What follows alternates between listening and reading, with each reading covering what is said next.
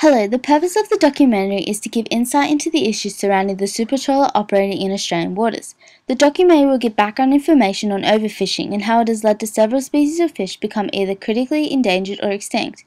It will then show the super trawler called the FER Marges, giving dimensions of the boat and information on the fishing quota. Two representatives will show the debate on the issue, one representing the Greenpeace organisation and the other representing the Seafish Tasmania Company. After the debate, showing both sides of the argument, a comparison will be made between Australia and Africa about the use of a super trawler in their waters. To conclude the documentary, I will talk about what I have learned about this issue through the research. For centuries, fishing has been a part of the world's culture. It started as a tradition in Southeast Asia for over 2,000 years, stated by Gary Sharp, and has evolved into an international market. Throughout the world, the demand of seafood, especially fish, has increased year by year. Due to this high demand, fishermen and fisheries had to advance in new technology to allow them to enable the catch of larger quality of fish and more varieties. Technology advances like more effective boat engines, sonar, GPS, hydraulic nets, traps, wrenches, electrical fishing reels, and spotter planes have allowed fishermen to obtain this goal. Though technology advances are good for the fishermen, it means more fish are being fished out, leaving some fisheries and species collapsing throughout the world. From the World Wildlife Fund website, some statistics say 53% of the world's fisheries are fully exploited, 32% are depleted or recovering from depletion. Also, a government document by the International Risk Governance Council shows 4 different fisheries collapsed between the 1960s to 1992. These statistics are worrying scientists, which leads to the issue of the super trawler coming into Australian waters to fish in the small pelagic fishery and what impact it will have on Australia. The super trawler which is causing such a controversial debate is the FER Marges. As stated on the Seafish Tasmania website, it is a highly specialised mid-water trawler. It is about 142 metres long and it weighs estimated around 9,500 tonnes. Its cargo capacity is estimated to be around 6,200 tonnes, and as stated on the Coastal Watch website, is capable of catching 250 tonnes of fish per day. The Australian Government presents a document, along with the Australian Fisheries Management Authority, on the quota size of the small pelagic fishery. It is calculated to be around 36,000 tonnes of fish as the total quota size of the small pelagic fishery. It states that the quotas were set up using the small pelagic fishery harvest strategy, where the quota size set up for the super trawler is around 18,000 tonnes, where the annual total allowable catches are set up as a percentage of the size of the spawning biomass. To understand the spawning biomass, the Institute for Marine and Antarctic Studies has created a document containing information on the daily egg production of mackerel. This map shows where the super trawler will be fishing in, as there are 2 zones, east of Tasmania which goes up to Queensland and west of Tasmania which goes to Western Australia. Now the organisation Greenpeace and the Seafish Tasmania Company will present their cases on the issue. Depletion in our local fisheries is a major concern for our organisation, as throughout the world fisheries have collapsed and species have gone extinct. Have a look at a case study of the northern cod in Europe. It was seen as a highly productive population, where they have yielded an overall annual catch of about 250,000 tonnes in the 1950s.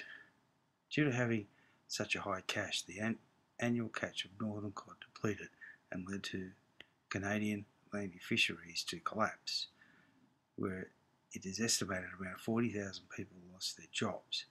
This is a major concern to us, and if the small pelagic fishery industry collapses, so many Australians will lose their jobs and their livelihood. An example of a popular fish used in food today is tuna. The Atlantic bluefin tuna is a population that is declining in our lifetime, as seen in the graph from Save Our Seas. It is predicted that the Atlantic bluefin tuna could become extinct in 2012. This is the year we are currently in now. This means we need to do something now before it's too late. Bycatch is another important issue that worries us and the Environment Minister, Mr. Burke. Statistics taken from the Worldwide Fund and a report from the Fisheries and Aquaculture Department state that an average 27 million fish are discarded and thrown back into the sea, either dead or alive.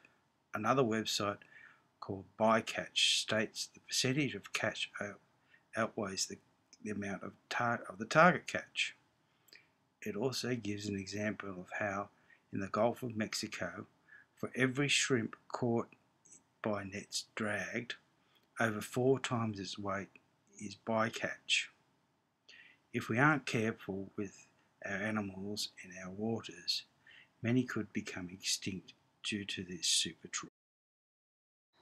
The major concern people have about the super trawler is the quota size that has been set up. We are allowed to catch 18,000 tons of fish, including blue mackerel, jack mackerel, red bait, and Australian sardine. It also states the allowable catch in each zone in the small pelagic fishery. The science behind finding out the allowable catch number is seen in the Australian Fisheries Management Authority document on the pelagic fishery. It shows mathematical equations that are used to help explain how the data is analysed. As seen here, one equation shows the daily egg production to estimate population size. This map shows where the different sections off the coast of New South Wales where jack mackerel eggs are taken and fit into the equation talked about before. The photo shows the mackerel in their egg formation. With the issue of bycatch, devices have been made to ensure any animals like dolphins, seals, or small fish can escape from the nets. These devices are called bycatch reduction devices, but there are also devices that specifically help out turtles and seals.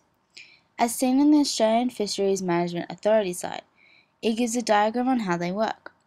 TEDs are turtle excluded devices and SEDs are seal excluded devices, which consist of a grid across the cod end of the net which forces turtles and other objects out of the net. Another country which had the issue of a super trawler operating in their waters was Africa. The super trawler barges had been operating in the African waters before planning to come into Australian waters. As talked about in the article about Western Australia, Africa has been used since the 1960s as a fish basket for Western Europe, Russia and China. Also stated is the fish industry made a phenomenal transition as fish catches increased from 600,000 tonnes to more than 4.5 million tonnes caught in 2000. Greenpeace states that the South Pacific jack mackerel fishery made headlines, fish populations plummeted by 90%. The mackerel is one of the primary fish it will be targeted in Australian waters. Due to Greenpeace, several boats in the European Pelagic Fishery Trawler Association were banned from parts of African waters. So throughout my research process on this issue, I have had to use my critical thinking skills as it's a very heated debate. Both sides of the argument have scientific research backing up their findings. Though the science behind Seafish Tasmania's site seems to be accurate as I am no scientist or expert, it is out of date as it was revised in October 2009, which was 3 years ago. A lot could have happened in 3 years in the small pelagic fishery. They do have a document on the jack mackerel explaining the science behind their calculated the quotas, but doesn't explain the other 2 species, redbait and Australian sardine, which will also be shipped in Australian waters.